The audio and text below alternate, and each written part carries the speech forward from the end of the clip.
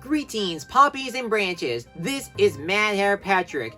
Okay, hold on. Stop the music. This is really serious. I know we hate to acknowledge it and we're trying to escape from it, but it's the internet. There's nothing we can do about it other than to speak up for improvements, have fun again, but also stay safe at the same time, and not pull any more foolish stunts. So if you're only here to hear my thoughts on the 2021 movie, skip here. There is definitely no hiding that 2020 has been considered the worst year of the 21st century. It was so mad, it makes Wonderland feel like an absolute civilized and relaxing place in the entire universe. What was supposed to be a fresh start for a new decade turned into a never-ending nightmare. A pandemic that could have been managed by washing your hands and follow the safety guidelines by orders from medical experts, including your own doctors and nurses. The loss of well-known and inspirational celebrities like Alex Trebek, Regis Philbin, Chadwick Boseman, and a few others. Movie theaters and other big-time events either had to be closed or cancelled. And the countless deaths of innocent people from both the virus and man itself. In other words, 2021 decided to play Undertale, but instead it took the no mercy route and unleashed Kara from Death, or whoever you name your first human character, and pretty much destroyed the entire world. And as you remember, at the end of the no mercy route from Undertale, every time a number increases like deaths, hatred, wars, divide reactions, or anything like that, that feeling is Kara and their bad determination on destroying everything and everyone, including the player itself. They cannot escape no matter what. Look, I know we usually watch movies and play video games to distance ourselves from reality, but here's the thing. Animation, films, or any other project have their moments to discuss serious subject matter, some of which I talked about on my channel. They're not just here to help us escape from reality, but to remind us on how we can help it. When it comes to animation in 2020, it was pretty much the worst year for movies. I already mentioned what happened with the movie theaters, but some movies like Raya and Connected had to be delayed, and I didn't even get a chance to see the new SpongeBob movie myself. Even though there was not a single terrible anime film this year, and there were some great movies like Soul and Onward, it's just that we didn't have that many anime films that were grand as those two. Thankfully, TV, animation, and video games avoided the snap, with a new regular show with Close Enough, a good finale with Steven Universe, a new Gravity Falls with The Owl House, an original sequel to a remake, Crash Bandicoot 4, and the continuing legacy of Spider-Man Miles Morales. Also, this year was really hitting it hard on me. I did a video that I was in the Disney College program before the pandemic cut short, and I had a wonderful time becoming a cast member, seeing the parks and behind the scenes, experiencing the events, and spraying some Disney magic to guests. But much like any other dreamer, I would like to come back to Disney and continue my training and seeing my friends in person again. And I did more to that program than just going to the parks. I run essential errands, and I live in an apartment responsibly with some awesome roommates. But as I'm recording this, all Disney programs are still under uncertainty on when they will reopen. I am fully aware they're going to make some amendments to the eligibility requirements, but whether I get a yes or a no answer on a possible return, I am still grateful for experiencing a chance of a lifetime. Outside my internship, the best moment for me in 2020 is when I reach over 500 subscribers on my YouTube channel. It's not much, but it's a milestone for me because I finally reached the next level. The best part is from my Inanimate Insanity review, where I received special comments from the cast of the show, including the voice actors for Knife, Meatpad, Paper, Marshmallow, and of course, Fan. I definitely like to thank them for watching my review of their show, voting on my 2020 Christmas topic, and their amazing work on Inanimate Insanity itself. And I also like to thank the 500 subscribers who've been watching and enjoying my channel throughout 2020. So, what does any of this have to do with my channel? Well, it's regarding the upcoming anime films of 2021. As of right now, movie theaters have been hitting rock bottom because of the pandemic, and many of them from other countries and states either had to be closed down permanently, or they had to wait until a vaccine is distributed so they can reopen. I already know there are a couple of vaccine brands that have been approved, and they are highly recommended based on science. Even with the vaccine's help, we still had to follow the safety guidelines, including wearing a mask, until the vaccine's immunity spreads widely every corner of the world. we still had to wait a little longer until everyone is comfortable on going back into the theaters and other big time events. Patience has its virtues, and you will be rewarded for being patient than rushing it. Where I'm at, my theater's closed down and there's no alternative one nearby. But luckily for me, there are a couple of movies that will be releasing their movies into theaters and on streaming service. Now that I have some big streaming services like Netflix, Apple TV+, Disney+, and even HBO Max, I won't have to miss anything and wait until the Blu-ray release. I even saw some movies last year on streaming like Scoob, Bill and Ted 3, Wonder Woman 84, and Pixar Souls, and I had a great time watching them. It's true I prefer seeing those movies in theaters for that cinematic feeling, but at least I can react to some moments in the movies with my family. For most of the feature films, it seems like I'll be able to catch up to them on time, so I have no objections. And now, the moment you've been waiting for, it's time to share my initial thoughts on the upcoming animated films of 2021. Once again, I'm not going to see all of them, they may not reflect 2021 either at home or in theaters. I'm just going to share my initial thoughts based on the trailers and the news given to me at this time. But first, here are some honorable hybrid and unannounced animated/nostalgia films. Space Jam Legacy. Looks like a lot of fun. Let's see if LeBron James is as loony as Bugs Bunny and Michael Jordan. The Tom and Jerry movie. Really? Do we really have to pull a Rocky and Bullwinkle movie? Why should I even care what happens to this hotel they're going at? Connected. I like this title better than Mitchell's vs. Machines, but that's not saying much. The animation is decent, but I'm sick and tired about these robot overlord stories. Bob's Burgers the movie. I'm still waiting for that order, and you don't give it to me, I might as well order a pizza. Pinocchio. So Guillermo del Toro is finally releasing his adaptation on this fairy tale. Well, I am curious to see how this will go. Clifford the Big Red Dog. That is literally a regular sized dog in Photoshop. Diary of a Wimpy Kid. I never read the book series, and I remember seeing the live action movie, specifically the first one, but I remember not liking it. So maybe this anime movie will give me some new respect.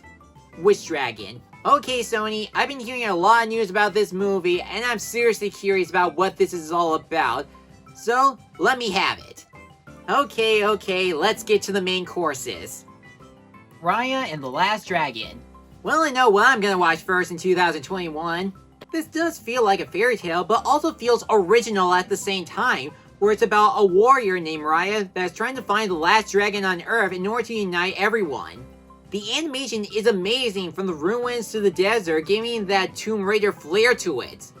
As of right now, I don't know what the dragon looks like, but it's actually interesting where in their world, dragons are considered the saving grace for humanity, and humans and dragons live together in joyful harmony. It's actually interesting.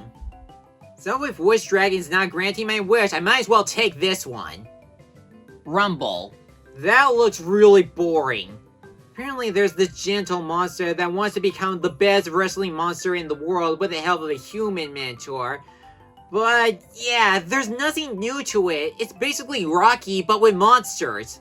The saddest thing about this movie is that it's going to be produced by Real FX, the same studio that brought us the Book of Life. No, go back and Book of Life, don't give us free birds again. But then I realized something, they're not alone on producing this movie. It's gonna be produced by WWE Studios! That's why this movie feels unoriginal and boring. Here's the thing about WWE Studio, it's only here to become a market and buy toys related to wrestling. Given the record they've been making on making crossovers and any wrestling cartoons like the Flintstones, the Jetsons, Surf's Up 2, and even Camp WWE, it would have been fine if WWE was just a place where you can watch wrestling anytime you want, not move it to an animation studio and try to milk it in. I guess the monsters are kinda creative, but I'm not seeing any hopes for this movie. We're pretty much done with wrestling. Vivo. Could it be there's actually an original movie made by Sony Pictures Animation? So what I can gather through the synopsis is about this creature called a King Aju, forgive me, I'm not that good at pronouncing names, that has a passion for music, and he's traveling in all parts of the world like Miami, Cuba, and a few other areas to fulfill his destiny. It's not much, but then you realize something. It's gonna be a musical written by Lin-Manuel Miranda, the same guy that gave us songs from Hamilton and Moana and the upcoming movie Into the Heights. And according to the research, there's going to be 6 songs written to this movie. It's not going to be a jukebox or anything like that. They're going to be original songs, and it feels refreshing. We still don't have a trailer for it, but right now, this feels pretty promising. Spirit Untamed. I never seen the TV show, but does the original count? I have seen the original Spirit movie, but I haven't seen it in years. But I do remember it's about a stallion that's trying to find his way back home with his other horse friends with the help of this Native American. With Spirit Untamed, it's based on a TV series on Netflix that's kind of like a reboot to Spirit Stallion since a bunch of girls are now taking care of Spirit. But I don't know anything about the TV series it was based on. As of right now, I have no information about what this sequel is all about. I don't know who the characters are besides Spirit, including the human characters and the horse characters. This is pretty much a wait and see. And who knows, the more information we get, maybe I'll look into the TV series if I end up liking the upcoming sequel. But I have no idea what it's going to bring to me. This is just a wait and see. Luca. This does feel like a fitting movie to release during the summer. It's gonna be about a boy named Luca that befriends another kid who is secretly a sea monster. I'm not making this up. The kid that Luca befriends is actually a sea monster disguised as a human. We had weird moments from Pixar, like monsters working at a factory or a rat that wants to become a chef, and they turn out really well. With this Luca movie, it seems pretty interesting. The way that I see is that Pixar is trying to be like Studio Ghibli by releasing some fantasy elements that's in the vein of The Tale of Princess Kaguya or When Marnie Was There. That's how I feel about Luca. So yeah, Raya the Last Dragon, Vivo, and Luca. Those are my 3 anticipated films of this year. Minions: The Rise of Gru. Well, I'm still going for one more Despicable Me movie. When I saw the trailer last year, I like the Vicious 6 as the main villains of this upcoming movie. They're pretty creative, and I do like that some of the minions outside of the main 3 from the last movie are getting as much screen time as they should because it's supposed to be about the Minions movie, and that includes the entire clan. But there's a major issue with this movie, and it's regarding young Gru. Of course, this is supposed to be an origin story on how Gru became the ultimate supervillain of the Despicable Me franchise before he became a good guy. The movie's supposed to establish on how he became a supervillain by joining the Vicious 6 when he steals the stone artifact. And given to the Gru we all know now from all 3 of the movies, he's not part of the Vicious 6. But the distracting thing is with Steve Carell voicing as him. Don't get me wrong, Steve Carell was amazing in all 3 movies. It's just that he's playing a younger version of Gru. The way that Gru talks in this movie as a kid, it just feels like a middle-aged man stuck in a little kid's body. We will get a little bit more history into him on how he became a supervillain, including teaming up with Dr. Nefario. But right now, no, I feel like Minions 2 is going to be the last of the Despicable Me movies.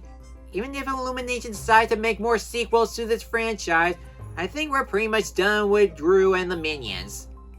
Paw Patrol the movie. Okay, this has gotta be a joke. This has gotta be a TV movie. There is no way that Paw Patrol the movie is gonna get a worldwide release.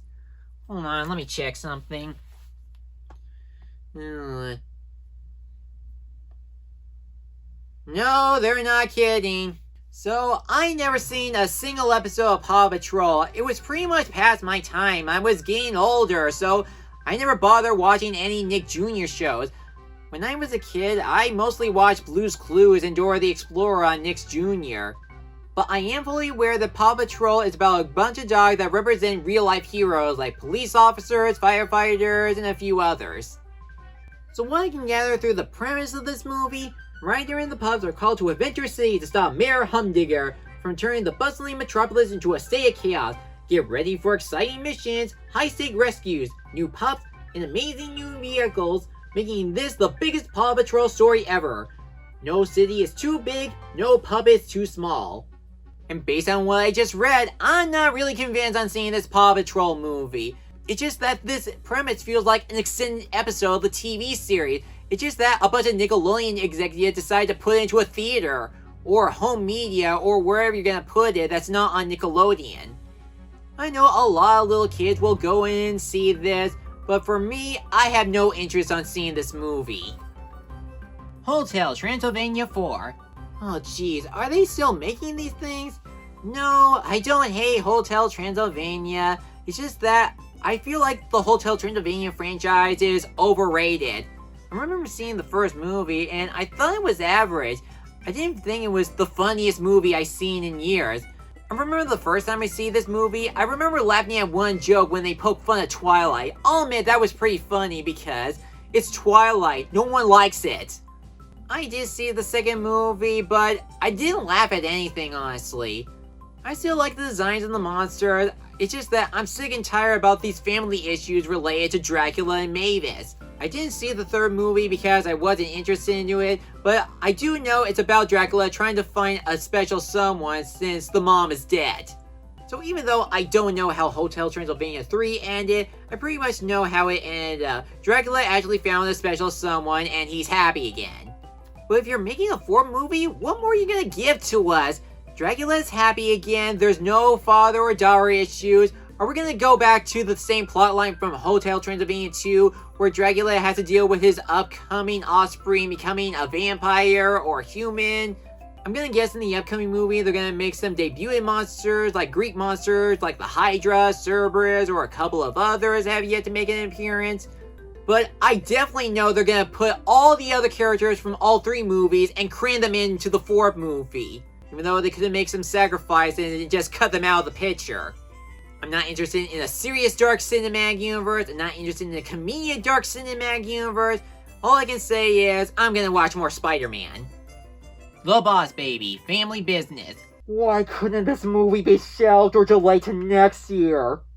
Okay, by itself, the Boss Baby movie is But when you milk into a franchise and you try to put it at the Oscars in order to beat Coco, not cool, DreamWorks, not cool. You're not Disney's rival anymore. Boss Baby is not your How to Train Your Kung Fu Shrek. Tim, now played by James Marsden instead of Tobey Maguire, who was the narrator from the first movie, is getting a visit from the Alec Baldwin baby as adult. I know he has a name at the end of the movie and in the TV series, but you won't call him that. You're just gonna call him the Alec Baldwin baby. Adult Alec Baldwin comes in to visit Tim's family when he heard the news that Tim is gonna have an Amy Sedaris baby. Again, she has a name, but you're not gonna call her that, you're just gonna call her the Amy Sedaris baby. Tim and Alec Baldwin adult get into a fight because adult Alec Baldwin tries to get away from everything by using his money. Tim pretty much feared he could be a bad example for his daughter if she ever decides to grow up to be just like him. But the Amy Sedaris baby can talk, and she needs help from Tim and the grown-up Alec Baldwin. But in order to do that, they had to drink this baby formula that can revert them back to their younger selves. Their main objective is to stop an evil villain voiced by Jeff Goldblum that is trying to turn all the babies into evil babies so they can be rotten and misbehave. Thus, people will stop loving babies. The problem with this movie is that it suffers the same issues that we have in the first movie, that it doesn't know if anything took place in real life or if it's part of Tim's fantasy. In the first movie, we kinda established which parts of it is a fantasy, like some of his fantasy sequences, but it doesn't establish if all of this really happens, like the idea of having a baby in the tuxedo suit and has the voice of Alec Baldwin. But in the sequel, it gets even more confusing than it ever was. We understand what happens when you drink the baby formula because it turns Alec Baldwin back into a baby, but it doesn't explain how it turned Tim back into a kid again and still has his adult voice. Even the villain in this movie's plan seems pretty stupid. I know it's gonna be some sort of head nod device that will turn the babies into rotten kids, but aren't babies often carefree and mischievous? What's the point of this plan? But the worst part about this first trailer, for what I saw, they never utilized the Amy Sedaris baby. Keep in mind, we can't judge a book by its cover, but here's the thing. Posters are pretty much like a book cover, while trailers are pretty much part cover and part clip notes. She's pretty much gonna be the observer of the movie. She's not gonna help Tim or the Alec Baldwin baby. And also, what about the daughter at the end of the first movie? I thought she already know that the baby can talk. At the end of the first movie, she saw a baby dressed in a tuxedo suit just like how his father told her. Clearly, she knows about Baby Corp and these talking babies. And do we really need to guess more about the episode? Money doesn't solve everything. Tim and the Alec Baldwin baby are gonna like each other again just like in the first movie. There's nothing new to the sequel. This should have been abandoned years ago. I'm not asking to bring back Kung Fu Panda or How to Train Your Dragon because they ended fine. I want something new or fresh from DreamWorks. The first movie may have gotten an Oscar nomination, but there is no way the sequel is going to get another Oscar nomination because I already analyzed the other movies that are 10 times better than this. The Addams Family 2. I'm actually okay with this. The first animated Addams Family movie had some mixed reaction. They liked the animation and the voice acting, but they didn't like the tone and the story. I kind of have a soft spot for it. I know it's not perfect, and I don't even consider it as the #1 comedic anime movie, but given the lackluster I had with the Hotel Transylvania movies, I kind of prefer the Addams Family movie as an animated franchise. I even had less from the first Addams Family movie than the first Hotel Transylvania movie. I laughed at the joke where Morticia blushed and then a vampire comes in and sucked her blood to get rid of the redness. That was actually funny. There's even actually a funny toilet joke where the haunted house says, "Get out!" and then Morticia decides to feed it with coffee into the toilet. It's funny because the house is in a bad mood. And there's a couple of visual gags that makes it more fun regarding Wednesday and Uncle Fester. But like most of you, I had issues with the human characters, the ones that are not from the Addams Family, because they pretty much feel like a prototype version of Despicable Me. Now when it comes to this upcoming sequel, there's actually a lot of potential that can make this sequel better than the first movie, since we now have the entire Addams Family, including Cousin It. Oh, by the way, drop the rap songs because we don't want to hear Cousin It rap. So there could be a lot of potential on the town getting used to the entire Addams Family. Don't force the Addams Family to be something that they're not. Let the Addams Family be the Addams Family. My only concern is that Pugsley's gonna get a new voice actor, and I'm hoping it will be consistent as Patton Oswalt as Max from The Secret Life of Pets 2. But will the sequel be as creepy as kooky as the Addams Family that we all know and love? Or should we actually listen to the haunted house and just get out of here? We're gonna have to find out. Encanto. Another Lin-Manuel Miranda musical? Count me in! For this Disney movie, it's about a Colombian girl that grows up as the only non-magical member of the family. The premise isn't that much right now since we haven't seen an official trailer for it, but it's already exciting as it is since it's about a regular girl being part of a magical family. There's a lot of possibilities on what this family could look like wizards, having superpowers, or anything like that that's considered magical.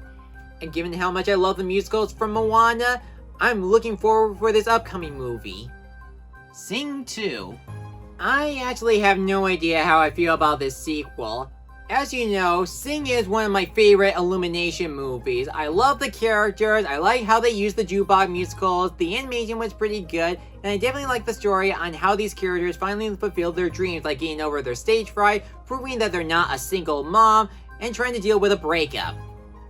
So what news I could gather about the upcoming sequel is going to be about Buster and the new cast, which is actually the cast from the first movie, that's trying to debut a show at this Crystal Theater. Buster comes up with an idea on bringing in a legendary rock star to debut on their show, but the problem is the rock star legend is now isolated from the theater, and they must go on an adventure to go find him. The issue I have with this premise, at least right now, is pretty much wiped out the equation of what makes Sing a successful jukebox musical. The first movie had a simple premise: raise money to save a theater by hosting a singing competition. In the sequel, they dropped the singing competition completely. It's just going on a road trip to find this rock star. If you take the singing competition out along with the character's goals, it just shows this sequel doesn't have that much excitement as the first movie had. Try to think about it. What other dreams do the other characters have? Maybe there could be some new story arcs, like maybe Ads could get a love interest, or Johnny's trying to figure out a way to get his dad out of jail, but I feel like they're gonna be predictable. Right now, I need a little bit more information before I reach my conclusion about this Sing 2. And there you have it, everyone. I finally released my initial thoughts about the upcoming animated feature films of 2021, at least how they're reflecting right now. What do you think about the upcoming future films? Well, feel free to leave in the comments below, and be sure to like, comment, subscribe me for a new review and another project. I'm Mad Hair Patrick. Now remember, be safe, be healthy, be responsible, work smarter, not harder, and forever and always be kind.